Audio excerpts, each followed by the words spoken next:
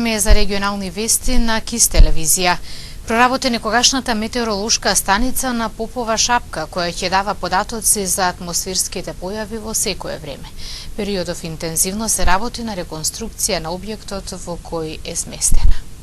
На Попова шапка по многогодишна пауза повторно работи метеоролошка станица. Од почетокот на летово податоците за температура, атмосферски притисок, влага и ветер на овој туристички центар се достапни во секое време и за сите заинтересирани граѓани. За сега во објектот кој периодов интензивно се реконструира и се очекува да биде готов за 1 до 2 месеци, има поставено само автоматска мониторинг опрема.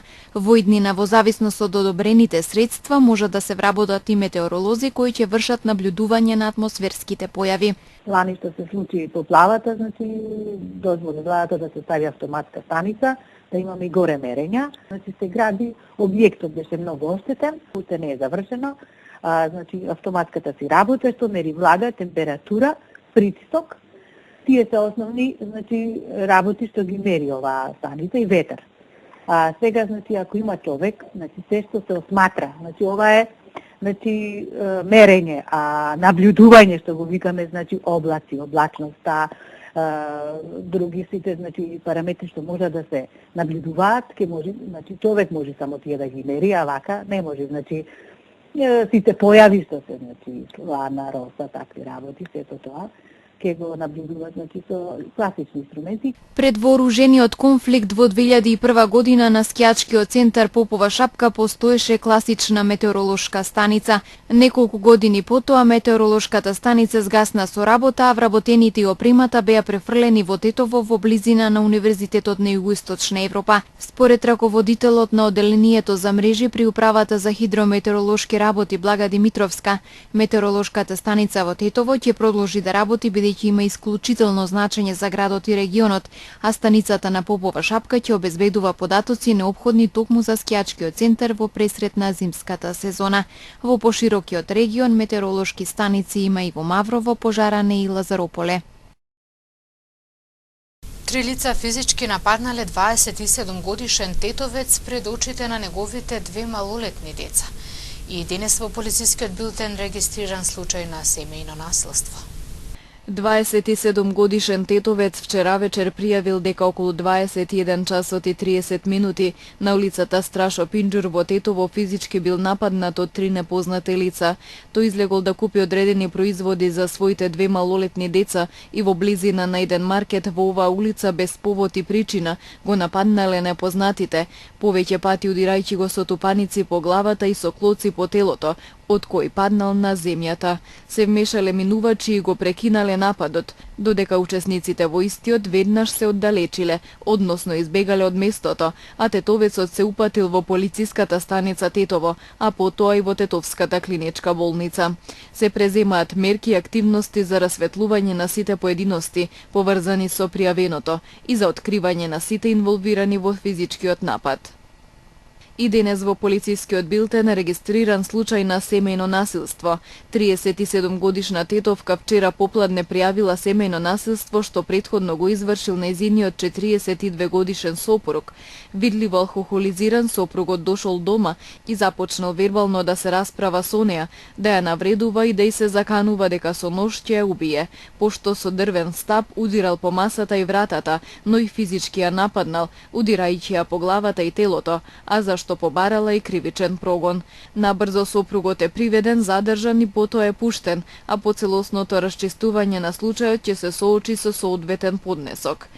Инаку и пред 2 дена тетовка била физички нападната и лишена од слобода од нејзиниот поранешен сопруг со цел да ја задржи повторно да бидат заедно. Тој ја однел и во 2 цркви каде ја терал да му каже дека немала врска со никого. Во еден момент ја пуштил да си оди. Полицијата трага по него. Дете пешак е повредено во сообраќајка вчера во Тетово. Полицијата бележи уште 2 други сообраќајни незгоди. Вчера вечер околу 19 часот и 40 минути на улицата Иво Лола Рибар во Тетово се случила сообраќајна незгода во која учествувале патничко моторно возило BMW со германски регистарски таблици што го управувал 21 годишник и 14 годишно дете пешак од селце. При тоа малолетникот добил телесни повреди и со друго возило е пренесен и задржан за обсервација во Тетовската клиничка болница. Извршен е увид и се утврдува причината и другите поединости поврзани со незгодата, соопшти ТНС од ЦВР Тетово. Денес наутро околу 7 часот и 20 минути на автопатот Гостивар Тетово во близина на Жеровјане. Патничко возило Сеат Толедо со скопски регистарски таблици што го управувал 31 годишен од Скопско Чајлане, загубило контрола и излетало од коловоз и завршило во блиските ниви. Од излетувањето возачот здобил телесни повреди. Со друго возило пренесен е и задржан во Тетовската клиничка болница, додека негов сопатник, врсник и соселанец со иницијали ДЖФ по укажаната помош итно е пренесен на скопските клиники. На локалниот пат што ги поврзува гостиварските села Зубовца и Ново село, вчера околу 10 часот и 30 минути, патничко возило Шкода со гостиварски регистарски таблици управувано од 63 годишникот Здуње, налетало и ударило во Магаре, собственост на 60 годишен жител на Зубовце, кој неконтролирано и без надзор се движело по коловозот. Нема повредени во несреќата, додека вкупната материјална штета се проценува на 7000 денари. Со цел намалување на комарците и како мерка за спречување на појава на заразни болести, утре и задутре во вечерните и раните утрински часови ќе се изврши дезинсекција против комарци. Утре и задутре на подрачјето на општина Тетово ќе се спроведе превентивна адултицидна теристичка дезинсекција како општа мерка за спречување на појава на заразни болести. Ова второ третирање од земја ќе се изврши во вечерните и раните утрински часови и ќе има за цел намалување на бројот на комарците. Дезинсекцијата ќе се врши 2 последователни дена со апарат за ултравиолетово ладно замаглување поставено на возило со приколка со претходница од друго возило со ротационо светло. Со дезинсекцијата ќе бидат опфатени зелените површини, населените места и депонии во тоа подрачје, информираат од Центарот за јавно здравје Тетово. Се молат пчеларите и пчеларските задруги да ги превземат соодветните мерки за заштита на пчелите. Во случај на појава на неповолни временски прилики, дезинсекцијата се одложува за следниот поволен ден, за што ќе следи повторно известување по телефон.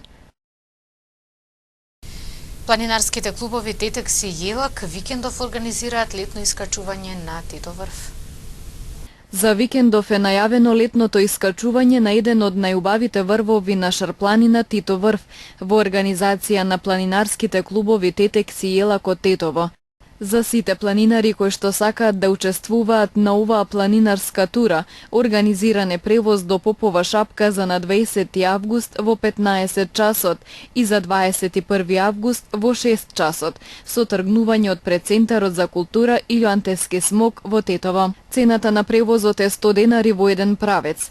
Тргнување кон врвот е во недела на 21 август во 6 часот и 30 минути од платото на хотелот Попова шапка. Враќањето кон Тетово е планирано да биде околу 16 часот и 30 минути. Искачувањето ќе го следи горско-спасителна служба. Сите заинтересирани треба претходно да се пријават во планинарските клубови Тетекс и Јелак. Титоврв е највисокиот врв на Шарпланина и втор највисок врв во Македонија. Височината му е 2747 метри. Врвот е сместен на масивот Рудока. Под врвот на јужната страна извира Боговинска река, а од северната река Пена. Самиот Титоврв е теменест, широк околу 9 метри, а на платото на врвот, како што е познато, има изградено планинарска кула. Според неофицијални податоци, вакувската патека која тргнува од Попова шапка и завршува на Титоврв е долга 15 до 17 километри, а самото искачување по оваа патека трае 4 до 5 часа. Неверојатно е чувството кога по 4 часа макотрпно пешачење ќе го здогледате врвот, најмногу препознатлив по кулата, и токму од тој миг кога ви се чини дека врвот ви е на дофат, имате уште цели 60 на минути пешачење. Според многумина ова се најтешките минути, што од физички аспект, бидејќи тука теренот е најстрмен и најтежок, така и од психички, поради илузијата дека кулата е блиску, а сепак релативно далеко, а секако тука и неизбежното исцрпувачко чувство на нестрпливост. За тие 4 до 5 часа искачување, интересен е фактот дека нема да здогледате траги на цивилизација, ќе бидете обкружени со недогледни пасишта со сочна трева, а на некои места ќе здогледате по некој снежен јазик, како што планинарите популарно ги именуваат, местата на кои снегот се уште упорно се бори со нежното планинско сонце. Радио Слободна Европа во својата телевизиска тема ја обработува областа на туризмот во Македонија. За темата говори Ангел Иванов, туристички работник од Скопје. Добар ден, го гледате неделното интервју на Радио Слободна Европа. Наш денешен гостин е долгогодишниот туристички работник Ангел Иванов. Господин Иванов, Државниот завод за статистика бележи зголемен број на туристи пред се странски. Како вие ја оценувате овогодишната туристичка сезона? Да, дека има некој зголемување има, но мислам дека не е толку драматично, но има.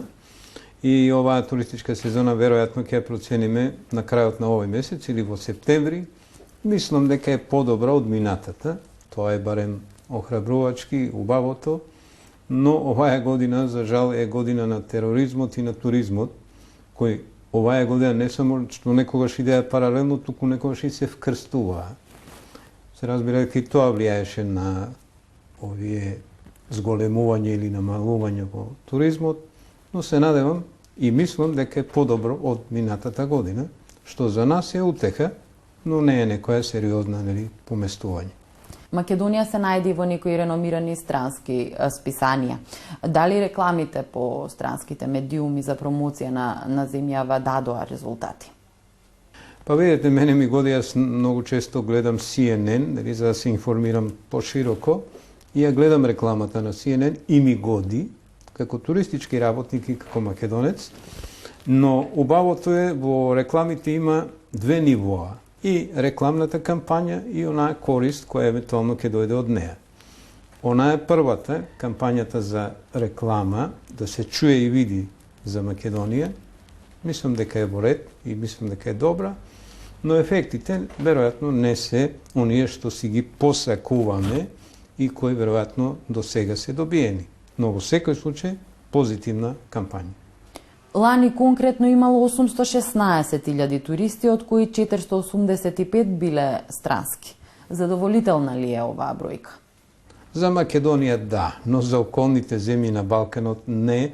Овие цифри не се олимписки, овие се локални мерки, македонски мерки, кои ако се пофалиме во една Бугарија, јас бев минатата недела и видов дека во Бугарија дошле над 1 милион туристи, грци, и обратно, бугарите отише над 1 милион во Грција. Такви цифри, ако ни се случат на нас, тоа е веќе интересна бројка и цифра, но сепак е некое поместување нанапред, но во балкански размери не е некое чудо. Колку туристи би ни требале, еве, например, за да кажеме дека имаме успешна туристичка сезона? Мојот сон, посакување, кој веројатно нема да ги остварам во мојот работен век, се 2 милиони туристи. 2 милиони туристи дневно во Прага влегуваат и во Париз. Дневно. Јас би посакал годишно, но тие се мечти кои треба да се исполнат, но на кои влијаеме сите. Не само ние од туризмот, туку целата држава и вие и сите. Веројатно, наскоро ќе се остварат, но може би не во првото петолетие, ќе ни треба време. Бидејќи, знаете зошто? Конкурираме на сериозен пазар во светот. Невидени, јас многу пати употребувам зборот, како струга има друга. Да знаете какви струги има во светот, кои на нас ни конкурираат. Ние не сме ги виделе и мислиме дека сме меѓу поубавите во светот. О, не. Една Тоскана, ние имаме Кратово. Но сите знаат за Тоскана, не знаат за Кратово, бидејќи Кратово е интересна приказка која треба се доврши. Сметате дека не се довршени приказните? Ни недостасуваат многу финеси, многу работа, многу некои нешта се оставени за утре, а тоа утре тече со децении. Тука е нашата слабост. Знаете што е разлика меѓу Мерцедес и Југо? Повеќе труд и ум е вложено во Мерцедесот. А истиот е направен од тенекија и едниот и другиот. Колку овие странски туристи би ја посетиле повторно Македонија? Па видете, да се вратат повторно назад е малку, може би, неостварена желба. Има многу причини да се вратат и многу причини да не се вратат. Светот е преголем и секој се амбицира да посети друга точка. за да ги прескочи Малдивите да дојде во Македонија, треба да има сериозна причина. Мислам дека сепак се движиме и сме присутни, знаете, на туристичката берза во Берлин. Оваа година беше 50 години, присуствува над 200 земји. Што значи конкурираме меѓу 200 и то сериозно познати и присутни на туристичкиот пазар. Така да враќањата се само можеби една желба за мал број туристи. Најголемиот број од туристите се од регионот, Турција, па потоа Србија и Грција. Како да ги привлечеме туристите од останатите земји? Па веројатно со кампања и со труд за она што ни недостасува. Ви реков, сите чуле за Тоскана, многу малку за Кратово. Кратово е интересна приказка. Навистина го охрабрувам и Кратово и се што се прави во него. Но треба да се довршат некои работи. Знаете, не можете вие до Кратово да патувате 1,5 час, да се вратите во Скопје 1,5 час, да одите до Охрид за 3 часа, од Охрид до Свети Наум за... Вас ви треба една недела да ја посетите Македонија. А во светот за една недела цела држава се посетува и тоа грамадна. Значи инфраструктура и многу нешта кои недостасуваат во моментот во Македонија. Според статистиката, најпосетена дестинација е Скопје, па потоа Охрид и другите езерски места. Зошто тие го губат приматот? Па видите, Скопје доби некоја интересна кампања и стана интересен, бидејќи луѓето сакаат да посетуваат градови, така наречените сити тури се популарни и се дојде сепак е на раскрсница, не е оддалечен некаде, сепак е на раскрсница каде што и освен тоа има бројни линии кои го поврзуваат сега веќе ако не со светот, барем со Европа.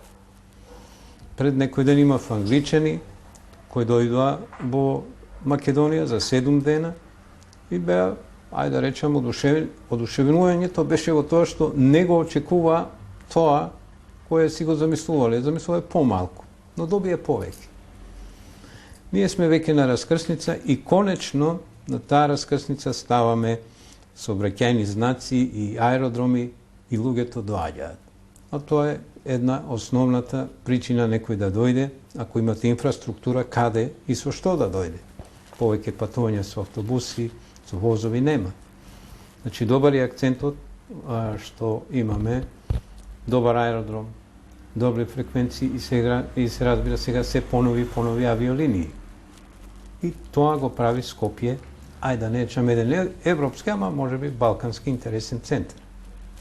Министерот за економија најави развој на спа и велнес туризмот. Колку државата вложува во туризмот? Па во туризмот вложуваат стопанствениците во моментот. Државата го поттикнува тоа. Таа најава ја прифаќам како најава, но да ја видиме или да се очекаме како ќе биде како реализација. Сигурно е интересна амбиција, ја поддржувам, веројатно секој од туризмот ја поддржува, но се уште во моментот е најава. Ако стане реалност, ќе бидам среќен. А веројатно и нашите гости, што ќе доаѓаат во Македонија. Дали државата доволно го поттикнува туризмот? Да, работи на тоа, го поттикнува, што до сега не било пракса во Македонија. Мислам дека се свати дека туризмот во светот е трета индустријска гранка. Дека од него може да се живее. И тоа поширок круг на луѓе, не само оние што се бават со туризмот. И го охрабрувам тоа, бидејќи ако е во светот трета индустријска гранка, зошто во Македонија да не е петта индустријска гранка, од која ќе живеат многу луѓе. Здравствените институции објавија случаи за неисправна вода за пиење и за капење на места кои се туристички атрактивни. Колку тоа може да си го дозволи земја која што сака да се најде на туристичката мапа? Тоа е драматично, тоа не е во ред и треба подитно да се работи на темата и искрено, не само подитно, значи да не се прикриваат податоците, да не се прикрива вистината. Јас многу пати сум замерил фрлањето на крстови во Вардар, кој е исклучително нечиста река. Значи, треба да внимаваме. Ние имаме убав амбиент, убави реки, убави планини и треба да внимаваме на нив. Тоа е дар од Бога, а тој дар не сме да се занемари И навистина многу сериозно треба да се работи околу хигиената на туристичките комплекси и места, но и водата која е причина заради кој доаѓаат некои од туристите. Се користат ли доволно потенцијалите кои што ги нуди Македонија?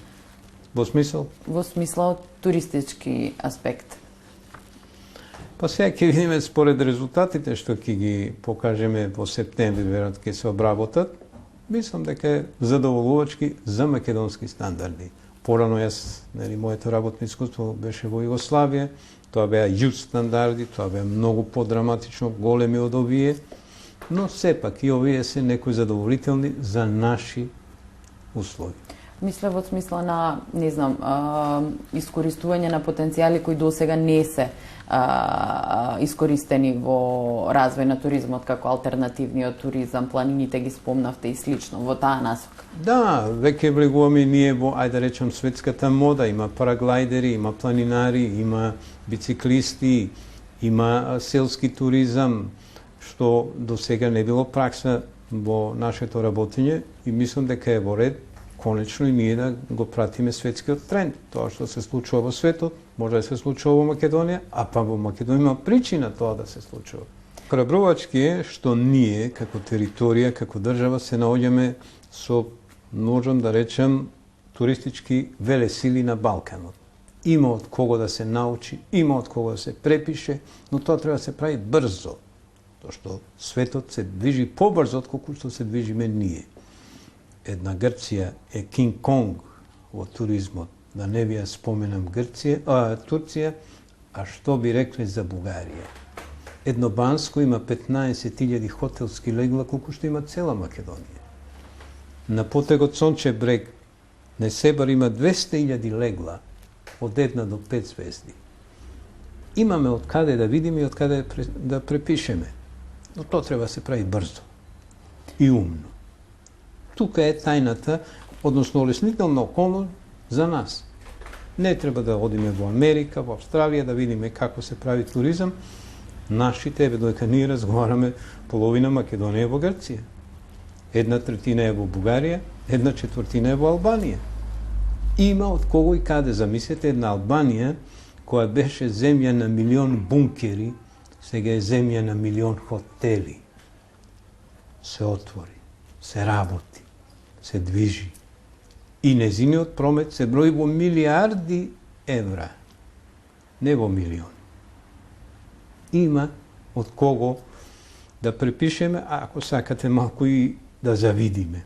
А кога некому завидувате, гледате да го надминете. Тука јас би оставил акцентот на нашите соседи, од кои има што да се препише. А сакаме ли да препишувам? Споро, многу споро. Многу споро. Знаете што јас и во праксата и во искуството, 43 години, мислам дека ние сме малку мрзелива земја и мрзелив народ. И тоа не движи споро. И нема влада која ќе не разбира, треба некој навистина да дојде на сила, да не тера да работи. А видите што се случува во околните земји. И таму платите не се американски. Но луѓето работат. И тоа ги движи напред. Одушевен сум од Албанија, до која до вчера не сакавме да одиме, да помислиме.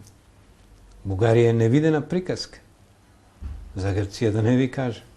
Знаете што болно е, ова мораме да го споменеме, болно е Македонија од север до југ, нели, во трансверзалата Македонија-Грција, минуваат 2 милиони туристи во сезоната од 2 месеци. По еден фишек семки да им продадеме, ќе ни требаат увоз на семки. Немаме намера, немаме причина да ги зауставиме некаде кај градско или попатно со ладни лубеници, со ладни дињи, со ладно грозје, со свежо одседен сок. 2 милиони туристи не сакајки проаѓаат во Македонија. Да може да ја прелетаат, би ја прелетале. А имаме начин да ги задржиме. Тоа е сериозна бројка. Ова е што си ја посекуваме ние. Нели рекол 2 милиони туристи годишно посекуваме. А 2 милиони влегуваат во Македонија. И излегуваат. и понекои од нив се разбира гинат. Не е во ред, мораме да се трудиме. Не секогаш причина за трудот се платите, парите и тука се изговор. Верувајте дека многу победни се платите во Бугарија и во Албанија. Но работат луѓето. Ви благодарам за издвоеното време. Благодарам на вас за интересот. Тоа беше се во неделното интервју на Радио Слободна Европа. Се гледаме.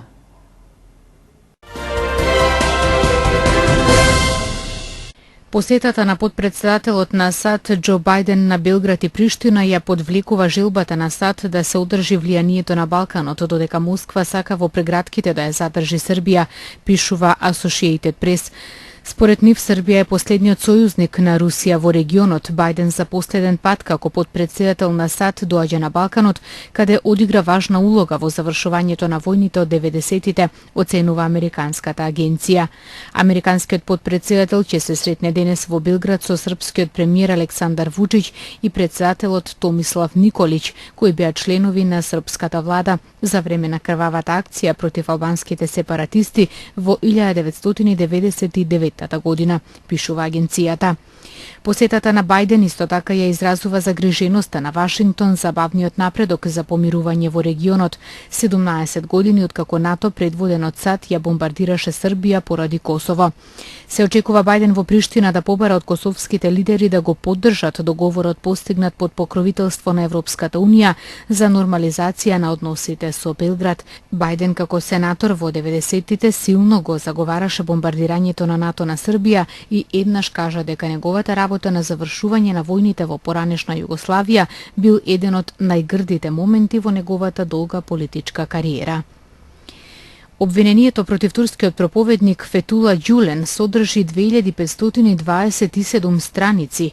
Турските обвинители поднесоа обвинение против него за неговата наводна вмешаност во обидот за државен удар минатиот месец, во кој загина околу 240 луѓе. Во обвинението поднесено денеска се бара Ѓулен да добие 2 доживотни казни плюс 1900 години затвор за обид за уништување на уставниот поредок на Републиката и формирање и водење вооружена терористичка група. Ѓулен, кој живее во САД, негира каква било вмешаност во неуспешниот државен удар. Исто така турската полиција денеска спроведе рација во Истанбул во 44 компании по решенија за притвор за 120 бизнисмени. Властите го апсија и новинарот Арда Акин, кој работи во весникот Хуријат. Европската федерација на новинари соопшти дека 68 новинари се уапсени во Турција по обидот за пуч. Најмалку 9 лица загинаа, меѓу кои американски турист, а 52 се повредени во земјотресот со магнитуда од 5,2 степени според Рихтеровата скала на југот од Перу во ноќта помеѓу неделата и понеделникот, јавија перунските власти за новите податоци од природната катастрофа. Цивилната заштита досега идентификувала 4 од 9 жртви, меѓу кои е и 66 годишен американски турист, кој за време на потресот се наоѓал во хотел што се урнал.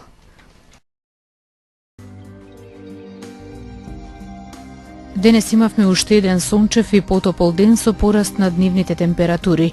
Дуваше до умерен слаб северен и северозападен ветер. Утринските температури се движеа од 8 до 17, додека пак максималните дневни температури достигнаа до 27, односно до 35 степени. УВ индексот беше со вредност 8.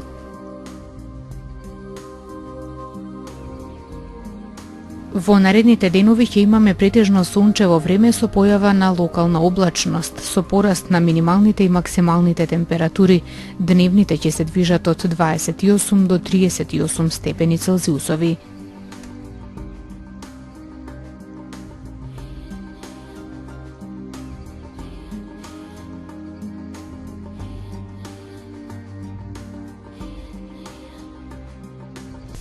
Овде ги завршуваме денешните регионални вести. Ви благодарам за вниманието со кое што не следевте. Пријатно.